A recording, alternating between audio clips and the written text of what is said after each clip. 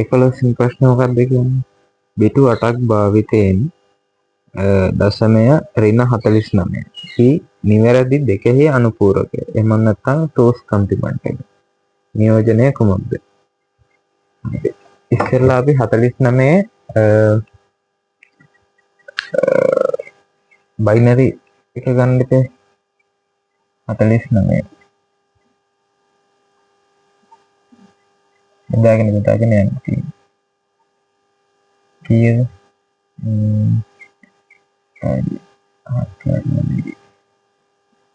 24යි ඉතුරු 1යි 12යි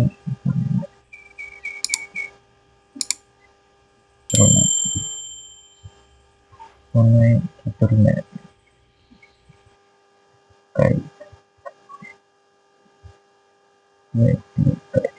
මුලින් එහෙම ලිව්වහම අපිට ලැබෙනවා 1 දැන් මේකේ බිටු 8කින් නැති පෙන්වන්න ඕනේ. ඒකට 1 2 3යි 4යි 5යි 6යි 7යි 8යි. මේක තමයි ධන 49 කියන්නේ. එතකොට දැන් මේකේ අහන්නේ ඍණ 49 නේ. ඍණ 49 දෙකේ අනුපූරක. ඍණ 49 ගන්නකොට මේ බිඳුවේ 1 වෙනවා. එකේව බිඳුවක් වෙනවා. 1 බිඳුව. හරිද? දැන් මේක මේ දීලා තියෙන්නේ වන්ස් කම්ප්ලිමන්ට් එක. හරිද? මේක දීලා තියෙන්නේ වන්ස් කම්ප්ලිමන්ට් එක. දැන් මේක හොයන්න කියන්නේ ටූස් කම්ප්ලිමන්ට් එක. එතකොට මොකද්ද කරන්නේ? අන්තිමට එකක් එකතු කරන්න. 1 බිඳුවයි 1 මොහොත උත්තරයක් තියෙන්නේ කීයද? උත්තරේ අංක 4. හරි. ඊළඟ එකේ මොකක්ද කියන්නේ? ආදාන දෙකක් සහිත තාර්කික ద్వාරයක් x මගින් දැක්වෙන පහත තර්කන පරිපථය සලකන්න. අපිට දීලා තියෙනවා AB කියලා ඉන්පුට් දෙකකුයි. ඒක NAND එකෙන් ගිහිල්ලා තව x කියන ద్వාරයකුත් ගිහිල්ලා තියෙනවා. හරිද? ඒකේ අවුට්පුට් එක තමයි දෙකට බෙදලා ගිහිල්ලා තියෙන්නේ. හරි. අපි බලමු. ඉස්සෙල්ලා අපි NAND එකේ සත්‍යතාවක් ඇඳගෙන හිටියොත් අපිට අවුට්පුට් එක හොයාගන්න ලේසියි. NAND කියන එකේ ගැඳන් ඉන්නකෝ අපි.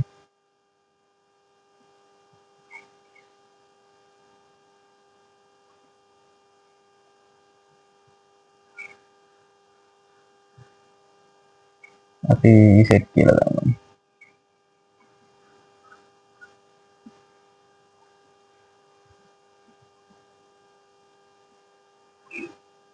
හරි. දැන් NAND එකේ අවුට්පුට් එක කියන්නේ NAND කියන්නේ ඉන්පුට් දෙකේ ගුණිතයේ අනුපූරකය.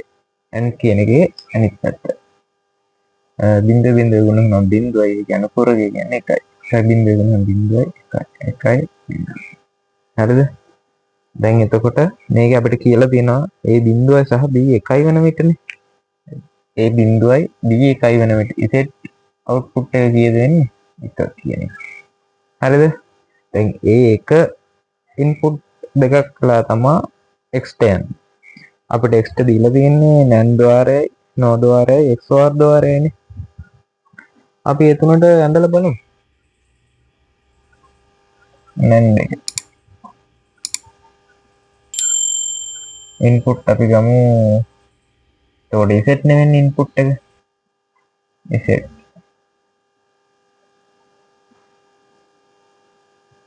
Z තමයි දෙකට බෙදලා x කියන ద్వාරය හරහා යන්නේ. හරිද? NAND උනොත් කියන එක මම මෙතන ගත්තේ C output එක.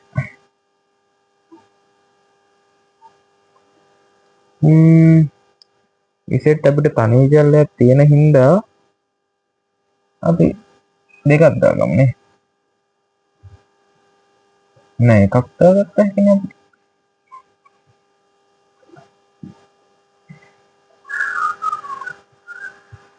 එකයි එක. NAND එකේදී ඉන්පුට් දෙකම එක වුණොත් මොකක්ද අවුට්පුට් එක එන්නේ? 1 ගුණ කරවන්න 1යි අවුට්පුට් එක බිඳුවයි. ඊළඟට අපිට දීලා තියෙනවා NO එක.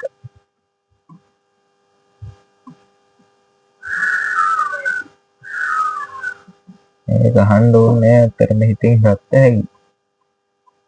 z z එක වුණොත් no එකේදී මොකක්ද වෙන්නේ? no කියන්නේ ඉන්පුට් දෙකේ එකතුවේ අනුපූරක. 1 1 එකතු කරපුවම 1යි ඒකේ අනුපූරක වෙන්නේ 0යි. ඊළඟට දෙන්න වෙනවා අපිට XOR වගේ. XOR එකේදී මොකද වෙන්නේ?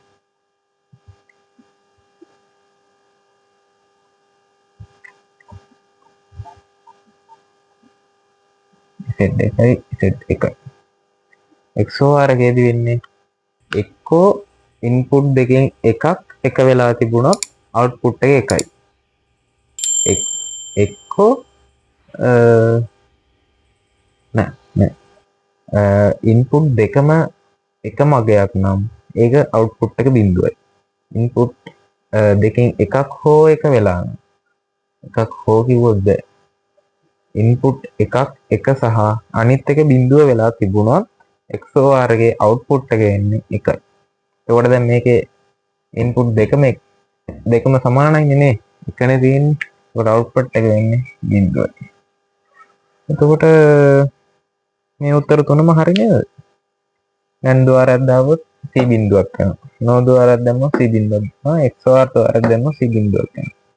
උත්තරේ අංක 5 1 2 3. ඊළඟ එකකින් අපිට කියනවා x වරහන් එතකොට x භාගන y ගෝලීය ප්‍රකාශනය සරල ආකාරයේ පහත කුමක්ද? මේක නම් ඉතින් සුළු කරලා බලන්න තමයි තියෙන්නේ. සුළු කරමු. මෙහෙම එකන්නේ තියෙන්නේ ධන y. මේක අපිට වරහන් ඇතුළත සුළු කරගෙන ඉන්න බෑ ඉස්සෙල්ලා මොනව කරන්න? එතකොට x ධන x y මේ න්‍යාය මොකක්ද? විකට න්‍යාය. වරහන් ඇතුළත සුළු වෙනවා කියන්නේ මේක MCQ වල ලියන්න ඕනේ නැහැ. දැන් එකක් එහෙම ආවොත් අපි අනිවාර්යෙන් න්‍යායන් ටික ලියන්න ඕනේ. ඒක න්‍යාය. අපි දන්නවා දැන් හිතන්නකෝ මේකට අගයක් දාන්නකෝ. x බිඳුව දැම්මොත් x බා අනිවාර්යෙන් එකක් වෙනවා නේද? එතකොට 0යි 1යි ගුණ කරපුවාම 0යි. දැන් මේකට 1 දැම්මොත් x බා අනිවාර්යෙන් 0ක් වෙනවා. 1යි 0යි ගුණ කරපුවාම ඒත් බිඳුවක්ම නෙන්නේ. එතකොට අපිට උත්තරේ වෙනවා මෙහෙම එකක්. හරිද? මේකට අපි කියනවා ප්‍රතිලෝම න්‍යාය කියලා.